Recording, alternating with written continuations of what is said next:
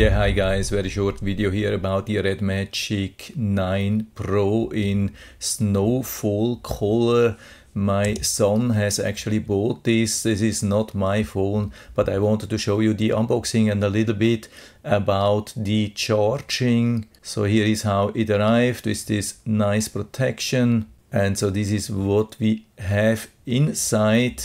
Comes really nicely with everything, a lot of information. Here a SIM card opening pin, also nice booklet here with the information, instructions, and then here we have the phone itself, also nicely protected. Really beautiful phone, I would say one of the most beautiful smartphones I've ever seen so far. Yeah, so here after removing the protection, looks really nice, high-tech style. Lot of openings, of course, for ventilation, for the speaker. I think it has even two speaker openings, one at the bottom, one at the top. We have also the 3.5mm audio jack, and we have the triggers. Yeah, we have really a lot here. And the awesome thing is that we get a full set, including a very powerful charger and a high quality charging cable, and the screen protector is already installed. And here we get also a case. It's a little bit special thing, a little bit too hard for my taste. I mean, it's a very beautiful one, but there's just a little bit of protection in the back and to the sides. And yeah, the whole thing is pretty hard. I mean, for drops or so, there's not really good protection, just a little bit. But I guess they just wanted to make it very beautiful. And so here we go with the installation of the case, super easy, just at the bottom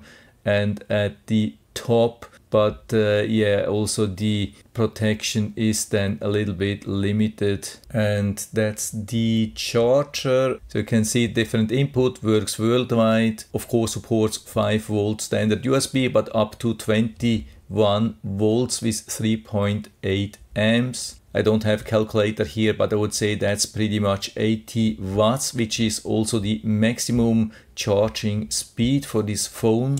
Yeah, here even a little bit closer again.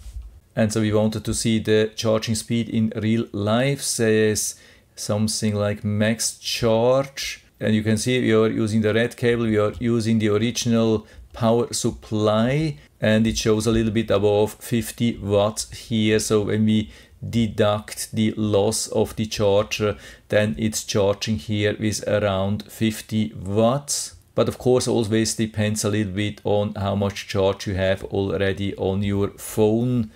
Same thing with my Samsung phone, it's not always charging at the highest speed. We have tried with many different cables and chargers and we couldn't get higher readings, so that's the maximum. Looks like it's really a perfect set, a really great USB cable and great charger. And we also wanted to see how much power this phone is consuming, and that's something which you can activate here in the charge separation.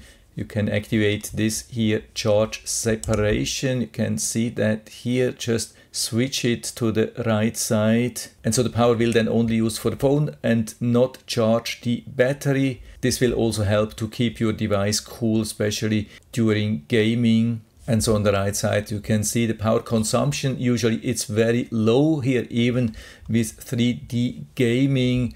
It's usually at around 3, 4, maybe 5 watts. Sometimes a little bit higher. I would say the maximum wattage which I've seen is at 6, 7 or maybe once 8 watts, very short without overclocking. And I mean, that's for everything. That includes the power to the CPU and the screen, really everything pretty low. So you can charge at least 10 times faster than the device is consuming the power.